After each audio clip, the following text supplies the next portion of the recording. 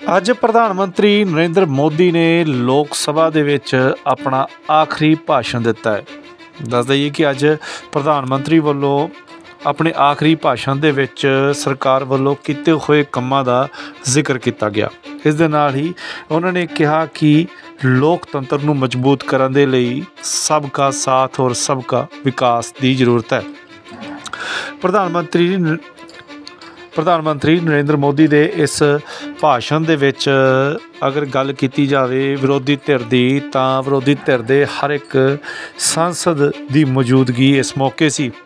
ਪ੍ਰਧਾਨ ਮੰਤਰੀ ਨਰਿੰਦਰ ਮੋਦੀ ਨੇ ਆਪਣੇ ਭਾਸ਼ਣ ਦੇ ਵਿੱਚ ਹੋਰ ਕੀ ਕੁਝ ਕਿਹਾ ਹੈ, आओ सुनते हैं। दिशा देने का प्रयास एक प्रकार से ही आज का दिवस हम सबकी उन 5 वर्ष की वैचारिक यात्रा का, राष्ट्र को समर्पित उस समय का,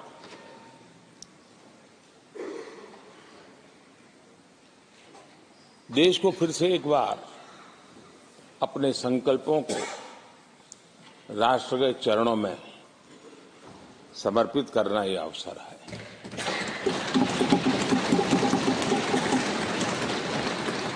ये 5 वर्ष देश में रिफॉर्म, परफॉर्म एंड ट्रांसफॉर्म, ये बहुत रेयर होता है कि रिफॉर्म भी हो, परफॉर्म भी हो और हम ट्रांसफॉर्म होता अपनी आंखों के सामने देख पाते हो, एक नया विश्वास भरता हो। ये अपने आप में 17वीं लोकसभा से आज देश अनुभव कर रहा है और मुझे पक्का विश्वास है कि देश 17वीं लोकसभा को जरूर आशीर्वाद देता रहेगा।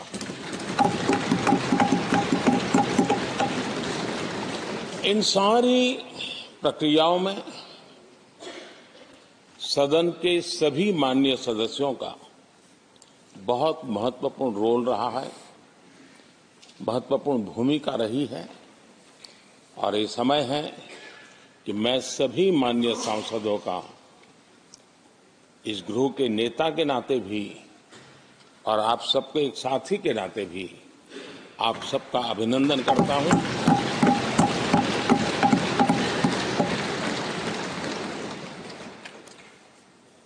विशेष रूप से आदरणीय अध्यक्ष जी,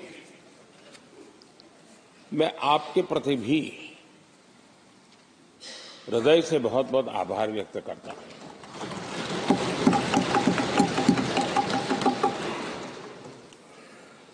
पांचों वर्ष कभी कभी सुमित्रा जी मुक्त हास्य करती थी, लेकिन आप हर पल आपका चेहरा मुस्कान से भरा रहता था। जहां कुछ भी हो जाए लेकिन कभी भी उस मुस्कान में कोई कमी नहीं आई।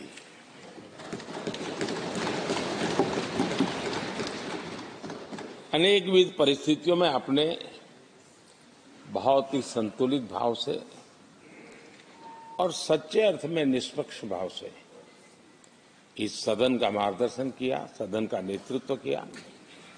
मैं इसके लिए भी आपकी भूरी भूरी प्रशंसा करता हूं।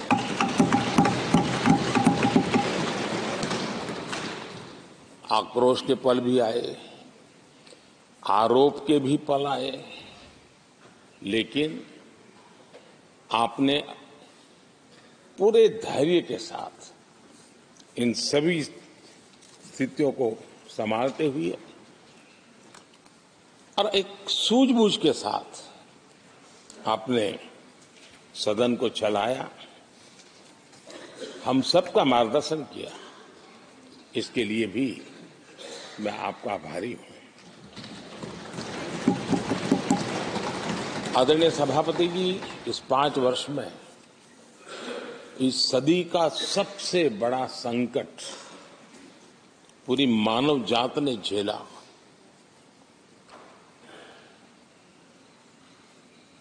कौन बचेगा, कौन बच पाएगा, कोई किसी को बचा सकता है कि नहीं बचा सकता, ऐसी वो अवस्था थी। ऐसे में सदन में आना, ये भी अपना घर छोड़ के निकलना, ये भी संकट का काल था। उसके बाद भी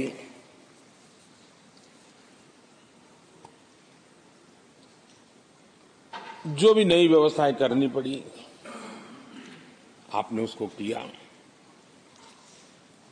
देश के काम को रुकने नहीं दिया, सदन की गरिमा भी बनी रहे और देश के आवश्यक कामों को जो गति देनी चाहिए वो गति भी बनी रहे, और उस काम में सदन की जो भूमिका है वो रत्ती भर भी पीछे न रहे, इसको आपने बड़ी कुशलता के साथ संभाला और दुनिया के लिए एक उदाहरण के रूप में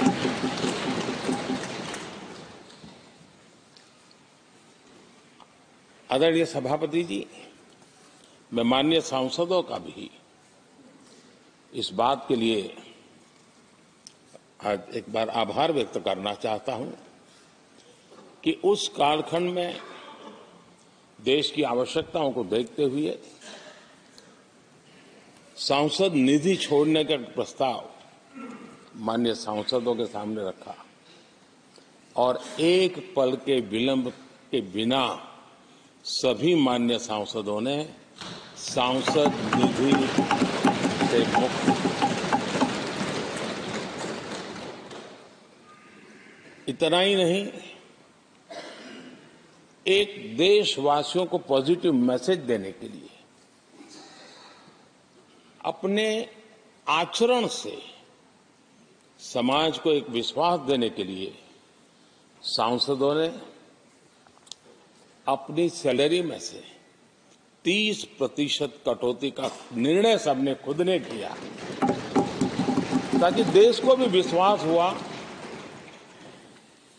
कि ये सबसे पहले छोड़ने वाले लोग हैं। और आदरणीय सभापति जी, हम सभी सांसद बिना कारण साल में 2 बार हिंदुस्तान के मीडिया के किसी न किसी कोने में गाली खाते रहते थे कि ये सांसदों को इतना मिलता है और कैंटीन में इतने में खाते हैं, बाहर इतने में मिलता है, कैंटीन में इतने में मिलता है, बाहर यानी पता नहीं बाहर लोग लिए जाते थे।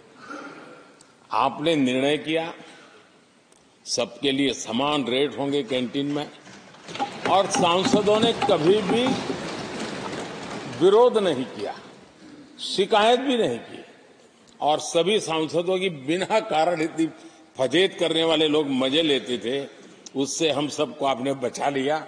इसके लिए भी मैं आपका आभार व्यक्त करता हूं। आदरणीय सभापति जी, ये बात सही है कि हमारे कई लोकसभा के चाहे 17वीं हो, 16वीं हो, 15वीं हो, संसद का नया भवन होना चाहिए, इसकी चर्चा सबने की, सामूहिक रूप से की, एक स्वर से की, लेकिन निर्णय नहीं होता था। ये आपका नेतृत्व है जिसने निर्णय किया, चीजों को आगे बढ़ाया, सरकार के साथ अनेक मीटिंगें की, और उसी का परिणाम है कि आज देश को ये नया संसद भवन प्राप्त हुआ है। आदरणीय सभापति जी, एक संसद के नए भवन में एक विरासत का अंश और जो आजादी की पहली पल थी उसको जीवंत रखने का हमेशा हमेशा हमारे मार्गदर्शक रूप में ये सेंगोल को यहाँ स्थापित करने का काम,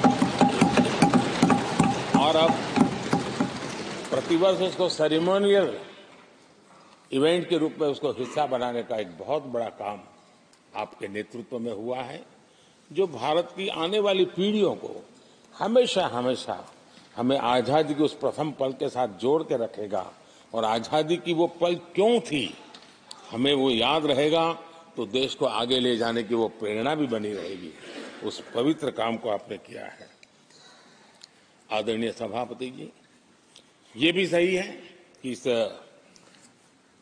कालखंड में G20 की अध्यक्षता का भारत को मिली। भारत को बहुत सम्मान मिला। देश के हर राज्य ने अपने अपने तरीके से विश्व के सामने भारत का सामर्थ्य और अपने राज्य की पहचान बखूबी प्रस्तुत की, जिसका प्रभाव आज भी विश्व के मन पर है। उसके साथ आपके नेतृत्व में G20 की तरह P20 का जो सम्मेलन हुआ और विश्व के अनेक देशों के स्पीकर्स यहां आए और मदर ऑफ डेमोक्रेसी भारत किस महान परंपरा को लेकर के, किस डेमोक्रेटिक वैल्यूज को लेकर के सदियों से हम आगे बढ़े हैं। व्यवस्थाएं बदली होगी, लेकिन डेमोक्रेटिक मन भारत का हमेशा बना रहा है। उस बात को आपने विश्व के स्पीकर्स के सामने बखूबी प्रस्तुत की और भारत को लोकतांत्रिक व्यवस्थाओं में भी एक प्रतिष्ठा प्राप्त कराने का काम आपके नेतृत्व में हुआ। आदरणीय सभापति जी, मैं एक बात के लिए आपका विशेष अभिनंदन करना चाहता हूं। शायद हमारे सभी माननीय सांसदों का और मीडिया का भी उस तरफ ध्यान नहीं गया है। हम संविधान सदन जिसको कहते हैं, जो पुरानी संसद, जिसमें महापुरुषों के जन्म जयंती निमित्त उनकी प्रतिमा को पुष्प चढ़ाने के लिए हम लोग एकत्र आते हैं, लेकिन वो एक 10 मिनट का इवेंट होता था और चले जाते थे। आपने देश भर में इन महापुरुषों के लिए वक्तृत्व स्पर्धा, निबंध स्पर्धा का एक अभियान चलाया। उसमें से जो बेस्ट ऑरेटर होते थे और बेस्ट एसेज होते थे, हर राज्य से 2-2 बालक उस दिन दिल्ली आते थे और उस महापुरुष की जन्म जयंती के समय, पुष्प वर्षा के समय वो मौजूद रहते थे, देश के नेताओं को, और बाद में वो पूरा दिन भर रह करके उस पर अपना व्याख्यान देते थे। वे दिल्ली के अन्य स्थान पर जाते थे, वो सांसद की गतिविधियों को समझते थे। यानी अपने ये निरंतर प्रक्रिया चला करके देश के लाखों विद्यार्थियों को भारत की संसदीय परंपरा से जोड़ने का बहुत बड़ा काम किया। और ये परंपरा ये आपके खाते में रहेगी और आने वाले समय में हर कोई बड़े गौरव के साथ इस परंपरा को आगे बढ़ाएगा। मैं इसके लिए भी आपका अभिनंदन करता हूं। आदरणीय अध्यक्ष जी, संसद की लाइब्रेरी जिसको उपयोग करना चाहिए वो कितना कर पाते थे वो तो मैं नहीं कह सकता हूं, लेकिन आपने उसके दरवाजे सामान्य व्यक्ति के लिए खोल दिए। ज्ञान का ये खजाना, परंपराओं की विरासत, उसको आपने जन सामान्य के लिए खोल करके बहुत बड़ी सेवा की है। मैं इसके लिए भी आपका हृदय से अभिनंदन करता हूं। पेपरलेस पार्लियामेंट, डिजिटलाइजेशन, आपने आधुनिक टेक्नोलॉजी हमारी व्यवस्था में कैसे बने। शुरू में कुछ साथियों को दिक्कत रही, लेकिन अब सब इसके आदी हो गए हैं। सब मैं देखता हूं, जब यहाँ बैठे हैं तो कुछ न कुछ करते रहते हैं। तो अपने आप में एक बहुत बड़ा काम आपने किया है। ये एक स्थायी व्यवस्थाएं आपने निर्माण की है। मैं इसके लिए आपका बहुत आभार व्यक्त करता हूं। आदरणीय अध्यक्ष जी, आपकी कुशलता और माननीय सांसदों की जागरूकता, उन सबका संयुक्त प्रयास मैं कह सकता हूं कि जिसके कारण 17वीं लोकसभा की प्रोडक्टिविटी करीब करीब 97% रही है।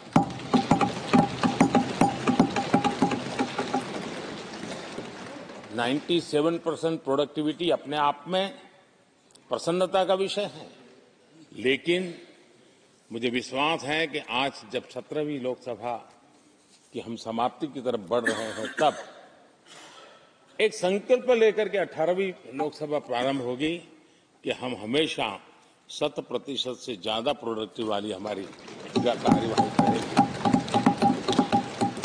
और उसमें भी 7 सत्र 100% से भी ज्यादा प्रोडक्टिविटी वाले रहे। ये भी, और मैंने देखा आपने रात रात बैठ करके भी हर सांसदों के मन की बात को आपने सरकार के ध्यान में लाने का भरपूर प्रयास किया। मैं इन सफलता के लिए सभी माननीय सांसदों का और सभी फ्लोर लीडर्स का भी हृदय से आभार और अभिनंदन व्यक्त करता हूं। पहले सत्र में, 17वीं लोकसभा के पहले सत्र में दोनों सदन ने 30 विधेयक पारित किए थे। ये अपने आप में रिकॉर्ड है।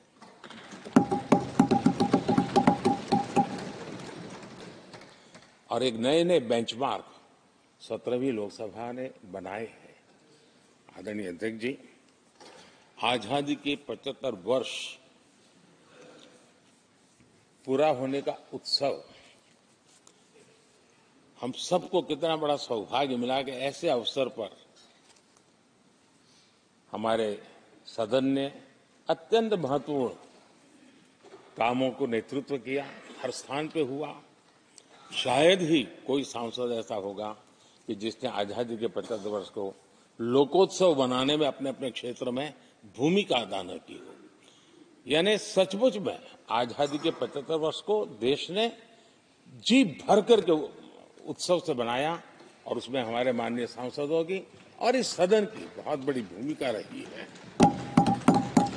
हमारे संविधान लागू होने के 75 वर्ष, ये भी अवसर इसी समय इसी सदन को मिला है, इसी सभी माननीय सांसदों को मिला है।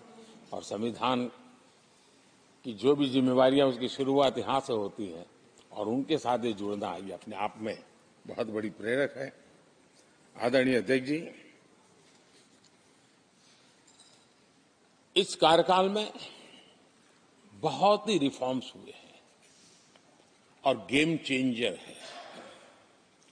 21वीं सदी के भारत की मजबूत नींव उन सारी बातों में नजर आती है।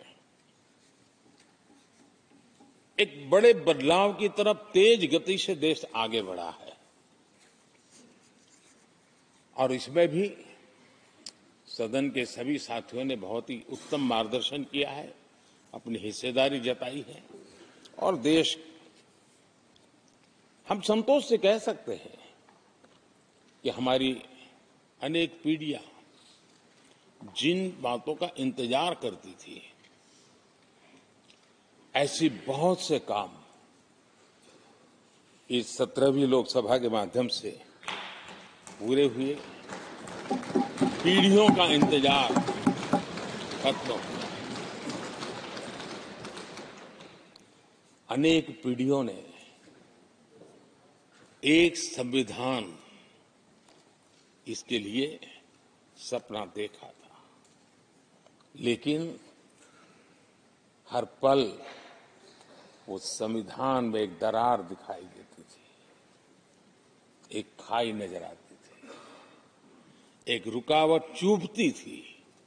लेकिन इसी सदन ने धारा 360, आर्टिकल 370 हटा करके संविधान के पूर्ण रूप को, उसके पूर्ण प्रकाश के साथ उसका प्रकटीकरण हुआ। और मैं मानता हूं, जब संविधान के 75 वर्ष हुए हैं, जिन जिन महापुरुषों ने संविधान को बनाया है, उनकी आत्मा जहां भी होगी, जरूर हमें आशीर्वाद देते होंगे ये काम हमने पूरा किया।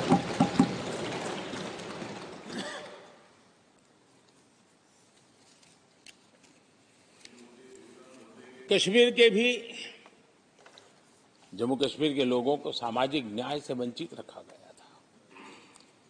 आज हमें संतोष है कि सामाजिक न्याय का जो हमारा कमिटमेंट है वो हमारे जम्मू कश्मीर के भाई बहनों को भी पहुंचा करके हम आज एक संतोष की अनुभूति कर रहे हैं। आदरणीय अध्यक्ष जी, आतंकवाद नासूर बनके देश के सीने पर गोलियां चलाता रहता था।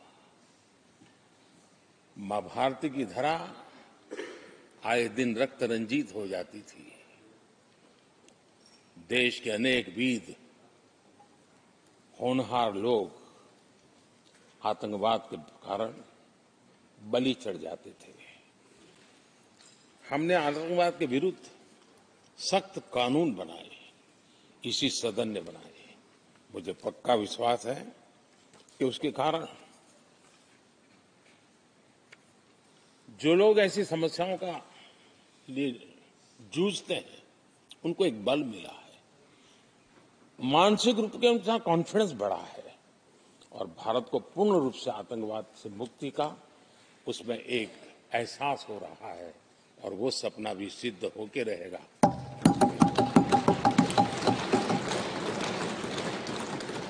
हम 75 साल तक अंग्रेजों की दी हुई दंड संहिता में जीते रहे। हम गर्व से कहेंगे, देश को, नई पीढ़ी को कहेंगे, आप अपने पोते पोती को कह सकेंगे गर्व से कि देश 75 साल भले दंड संहिता में जिया, लेकिन अब आने वाली पीढ़ी न्याय संहिता में जिएगी। और यही सच्चा लोकतंत्र है।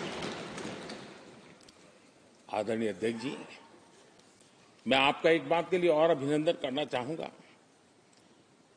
कि नया सदन, इसकी भव्यता वगैरह तो है ही, लेकिन उसका प्रारंभ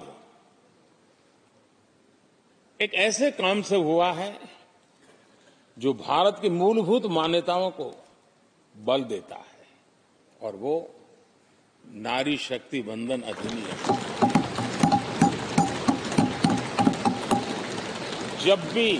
जब भी इस नए सदन की चर्चा होगी तो नारी शक्ति वंदन अधिनियम, इसका जिक्र होकर के, यानी एक, और भले ही वो छोटा सत्र था लेकिन दूरगामी निर्णय करने वाला सत्र था। इस नए सदन की पवित्रता का एहसास उसी पल शुरू हो गया था जो हम लोगों को एक नई शक्ति देने वाला है, और उसी का परिणाम है कि आने वाले समय में जब बहुत बड़ी मात्रा में यहाँ हमारी माताएं बहनें बैठी होगी, देश गौरव की अनुभूति करेगा।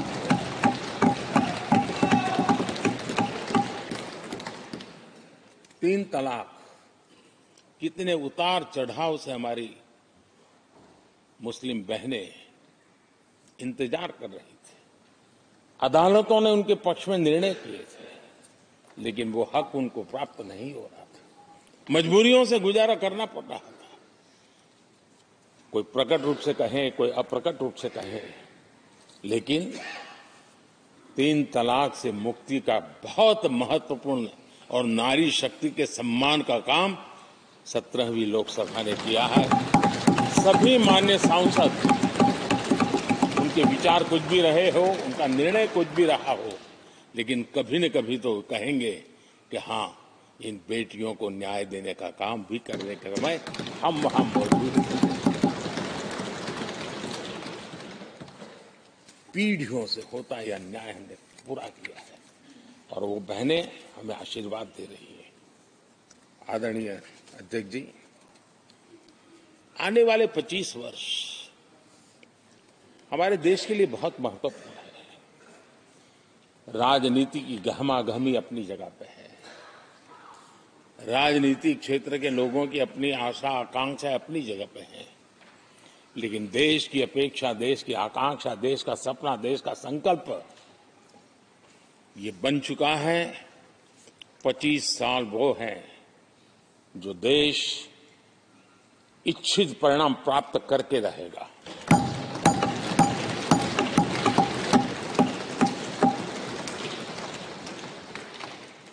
1930 में जब महात्मा गांधी जी ने दांडी की यात्रा की थी, नमक का सत्याग्रह था। घोषणा होने के पहले लोगों को सामर्थ्य नजर नहीं आया था।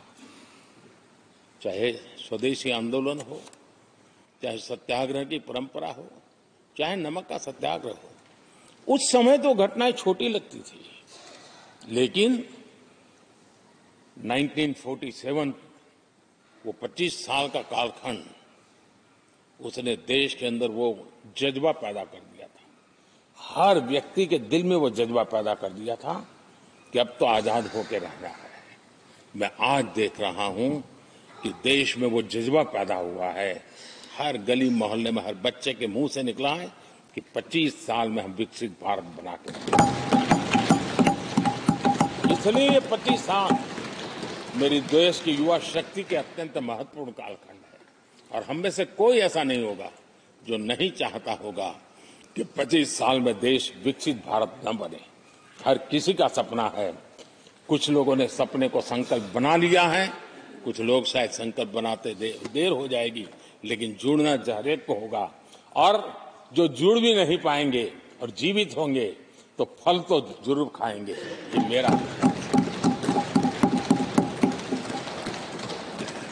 आदरणीय अध्यक्ष जी, ये 5 वर्ष युवाओं के लिए बहुत ही ऐतिहासिक कानून भी बने हैं। व्यवस्था में पारदर्शिता लाकर युवाओं को नए मौके दिए गए हैं। पेपर लीक जैसी समस्या जो हमारे युवाओं को चिंतित करती थी, हमने बहुत ही कठोर कानून बनाया है ताकि उनके मन में जो सवाल या निशान था और उनको व्यवस्था के प्रति उनका गुस्सा था, उसको एड्रेस करने का सभी माननीय सांसदों ने देश के युवाओं के मन के भाव को समझ करके बहुत ही महत्वपूर्ण निर्णय किया है। आदरणीय अध्यक्ष जी, ये बात सही है कि कोई भी मानव जात अनुसंधान के बिना आगे नहीं बढ़ सकती है। उसको नित्य परिवर्तन के लिए अनुसंधान अनिवार्य होते हैं। और मानव जात का लाखों साल का इतिहास गवाह है कि हर काल में अनुसंधान होते रहे, जीवन बढ़ता चला गया है, जीवन का विस्तार होता गया है। इस सदन ने विधिवत रूप से कानूनी व्यवस्था खड़ी करके अनुसंधान को प्रोत्साहन देने का बहुत बड़ा काम किया है। नेशनल रिसर्च फाउंडेशन, ये कानून आमतौर पर रोजमर्रा की राजनीति की चर्चा का विषय बन नहीं पता, लेकिन इसके परिणाम बहुत दूरगामी होने वाले हैं। और इतना बड़ा महत्वपूर्ण काम ये 17वीं लोकसभा ने किया है। मुझे पक्का विश्वास है देश की युवा शक्ति में इस व्यवस्था के कारण दुनिया का रिसर्च और का एक हब हमारा देश बन सकता है। हमारे देश की युवा के टैलेंट ऐसी है, आज भी दुनिया की बहुत कंपनियां ऐसी हैं जिनके इनोवेशन के काम आज भी भारत में हो रहे हैं, लेकिन एक बहुत बड़ा हब बनेगा, यह मेरा पूरा विश्वास है। आदरणीय अध्यक्ष जी, 21वीं सदी में हमारी बेसिक नीड्स पूरी तरह बदल रही है। कल तक जिसका कोई मूल्य नहीं था, कोई ध्यान नहीं था, वो आने वाले में बहुत अमूल्य बन चुका है। जैसे डेटा, पूरी दुनिया में चर्चा है डेटा का सामर्थ्य क्या होता है। हमने डेटा प्रोटेक्शन बिल ला करके पूरी भावी पीढ़ी को सुरक्षित कर दिया है। पूरी भावी को एक नया शस्त्र हमने उसके हाथ में दिया है, जिसके आधार पर वो अपने भविष्य को बनाने के लिए इसका सही इस्तेमाल भी करेंगे। और digital personal data protection act, ये हमारी 21वीं सदी की पीढ़ी को और दुनिया के लोगों को भी भारत के इस एक्ट के प्रति रुचि बनी हुई है। दुनिया के देश उसका अध्ययन करते हैं, अपने अपना नई नई व्यवस्था अनुकूल करने के लिए प्रयास कर रहे हैं। और डाटा का उपयोग कैसे हो, उसकी भी उसमें गाइडलाइंस है। अनेक प्रकार से प्रोटेक्शन का पूरा प्रबंध करते हुए इसका सामर्थ्य कैसे आए, जिस डेटा को लोगों गोल्ड माइन कहते हैं, न्यू ऑयल कहते हैं, मैं समझता हूं वो सामर्थ्य भारत को प्राप्त हो। और भारत इस शक्ति के इसलिए विशेष है क्योंकि विविधताओं से भरा हुआ देश है। हमारे पास जिस प्रकार की जानकारी और हमारे साथ जुड़े हुआ डेटा जो जनरेट होता है, सिर्फ हमारा रेलवे पैसेंजर्स का डेटा कोई देख ले, दुनिया के लिए बहुत बड़ा संशोधन का विषय बन सकता है। उसकी ताकत को हमने पहचान करके इस कानूनी व्यवस्था को दिया है। आदरणीय अध्यक्ष जी, जल थल नभ, इस सदियों से इन क्षेत्रों की चर्चा चली है, लेकिन अब समुद्री शक्ति और स्पेस की शक्ति और साइबर की शक्ति, एक ऐसी त्रिविध शक्तियों का मुकाबला करने की आवश्यकता खड़ी हुई है। और विश्व जिस प्रकार के संकटों से गुजर रहा है और विश्व जिस प्रकार के विचारे प्रभाव पैदा करने का प्रयास कर रहे हैं, तब इन क्षेत्रों में हमें सकारात्मक सामर्थ्य भी पैदा करना है और नकारात्मक शक्तियों से अपने आप को, हर चुनौतियों को चुनौती लेने का सामर्थ्य भी बनाना है।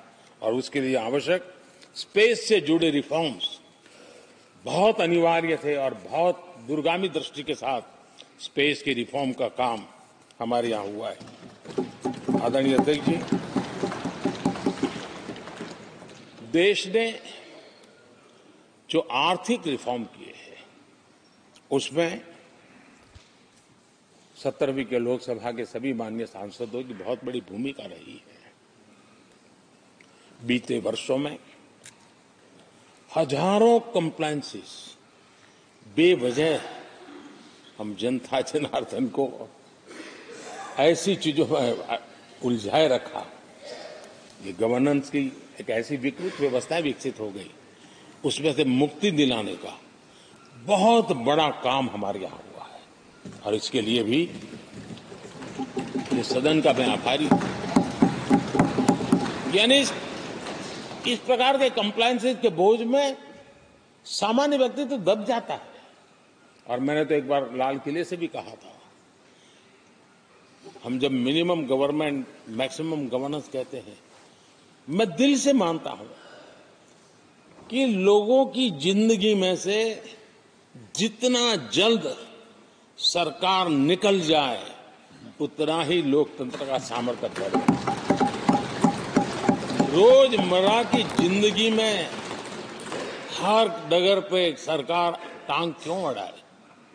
हां, जो अभाव में है उसके लिए सरकार हर पल मौजूद हो, लेकिन सरकार का प्रभाव उसकी जिंदगी को ही रुकावट बना दे, ऐसी लोकतंत्र नहीं हो सकता है।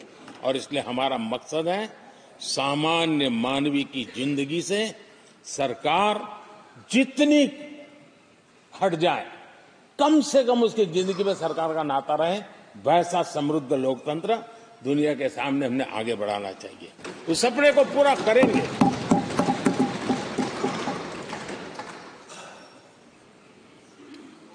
आदरणीय अध्यक्ष जी, companies act, limited liability partnership act,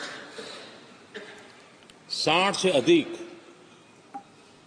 गैर जरूरी कानूनों को हमने हटाया है। ईज ऑफ डूइंग बिजनेस, इसके लिए ये बहुत बड़ी आवश्यकता थी, क्योंकि हर देश को आगे बढ़ना है तो बहुत सारी रुकावटों से बाहर आना पड़ेगा। हमारे कई कानून तो ऐसे हैं, छोटी छोटे कारणों से जेल में भर दो बस। यहां तक कि फैक्ट्री है और उसके शौचालय को 6 महीने में एक बार अगर व्हाइट वॉश नहीं किया है तो उसके लिए जेल थी, वो कितनी बड़ी कंपनी का मालिक क्यों न हो।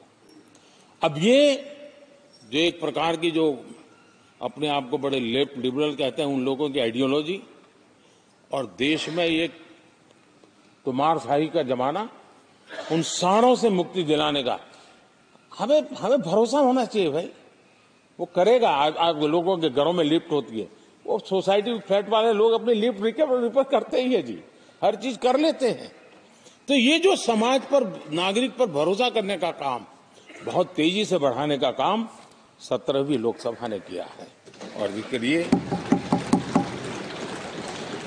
जन विश्वास एक्ट, मैं समझता हूं 180 से ज्यादा प्रावधान डीक्रिमिनलाइज करने का काम किया है। जो मैं कहा छोटी छोटी बात में जेल में डाल देना, ये डीक्रिमिनलाइज करके हमने नागरिक को ताकत दी है। वो इसी सदन ने किया है, यही माननीय सांसदों ने किया है। कोर्ट की चक्कर से जिंदगी बचाने के लिए बहुत महत्वपूर्ण काम, कोर्ट के बाहर विवादों से मुक्ति, उस दिशा में एक महत्वपूर्ण काम, मध्यस्थता का कानून, उस दिशा में भी इसी माननीय सांसदों ने बहुत बड़ी भूमिका अदा की। जो हमेशा हाशिए पर था, किनारे पर थे, जिनको कोई पूछता नहीं था, सरकार होने का उनको एहसास हुआ है। हाँ, सरकार अहम है। जब कोविड में मुफ्त इंजेक्शन मिलता था ना, उसको भरोसा होता था, चलिए जान बच गई। सरकार होना का उसको एहसास होता था। और यही तो सामान्य मानवीय की जिंदगी में बहुत आवश्यक होता है। वो असहायता न अनुभव, अब क्या होगा, ये स्थिति पैदा नहीं होनी चाहिए। ट्रांसजेंडर समुदाय अपमानित महसूस करता था, और जब बार बार वो अपमानित होता था तो उसके अंदर भी विकृतियों की संभावनाएं बढ़ती रहती थी, और ऐसे विषयों से सब लोग दूर भागते थे। 17वीं लोकसभा के सभी माननीय सांसदों ने ट्रांसजेंडर्स के प्रति भी संवेदना जताई और उनके जीवन में भी बेहतरीन जिंदगी बने। और आज दुनिया के अंदर जब भारत ने ट्रांसजेंडर के लिए किए हुए काम है, जो निर्णय किए, इसकी चर्चा है दुनिया को बड़ा। जब हम कहते हैं ना, हमारे यहाँ इवन हमारे माता बहनों के लिए प्रेगनेंसी के लिए 26 वीक की डिलीवरी के समय की छुट्टी, दुनिया के समृद्ध देशों को भी आश्चर्य होता है। अच्छा, यानी ये प्रोग्रेसिव निर्णय यहीं पर हुए हैं, इसी 17वीं लोकसभा में हुए हैं। हमने ट्रांसजेंडर को एक पहचान दी है। अब तक करीब 16-17 हजार ट्रांसजेंडर को उनका आइडेंटिटी कार्ड दिया गया है, ताकि उनके जीवन को, और मैंने देखा अब तो मुद्रा योजना से पैसे लेकर के छोटा मोटा वो बिजनेस करने लगी, वो कमाने लगी है। पद्मा अवार्ड हमने ट्रांसजेंडर को दिया है, एक सम्मान की जिंदगी जीने के लिए। सरकार से जुड़ी अनेक योजनाओं का लाभ जो अब तक उनको मिलता नहीं था, मिलना प्रारंभ हुआ है। वो सम्मानीय जिंदगी। आदरणीय अध्यक्ष जी, बहुत विकट काल में हमारा समय गया, क्योंकि 1.5-2 साल कोविड ने हमारे पर बहुत बड़ा दबाव डाला, लेकिन उसके बावजूद भी 17वीं लोकसभा देश के लिए बहुत उपकारक रही है, बहुत अच्छे काम किए हैं। लेकिन इस समय हमने कई साथियों को भी खो दिया है। हो सकता है अगर आज वो हमारे बीच होते तो आज इस विदाई समारोह में मौजूद होते, लेकिन बीच में ही कोविड के कारण हमें अपने बहुत होनहार साथियों को खोना पड़ा। उसका दुख हमेशा हमेशा हमारे रहेंगे। आदरणीय अध्यक्ष जी, 17वीं लोकसभा का अंतिम सत्र और अंतिम आवर ही समझ लीजिए है। लोकतंत्र और भारत की यात्रा अनंत है, अनेक, और ये देश किसी पर्पज के लिए है, उसका कोई लक्ष्य है, वो पूरी मानव जात के लिए। चाहे श्री अरविंदो ने देखा हो, चाहे स्वामी विवेकानंद जी ने देखा, लेकिन आज उन शब्दों में, उस विजन में सामर्थ्य था, वो हम आंखों के सामने देख पा रहे हैं।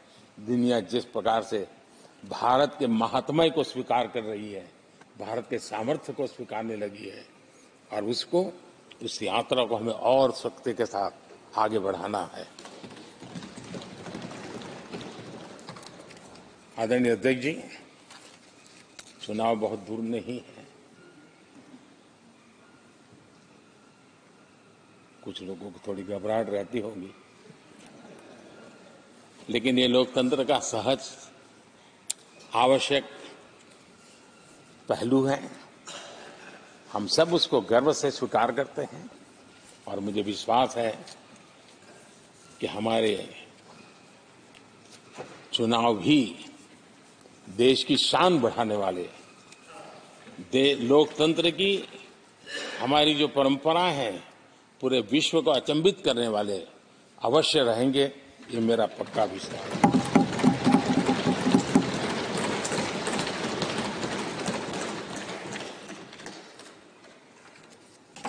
आदरणीय अध्यक्ष जी, मैं सभी माननीय सांसदों का जो सहयोग मिला है, जो निर्णय हम कर पाए हैं, और कभी कभी हमले भी इतने मजेदार हुए हैं कि हमारे भीतर की शक्ति भी खिल करके निकली है।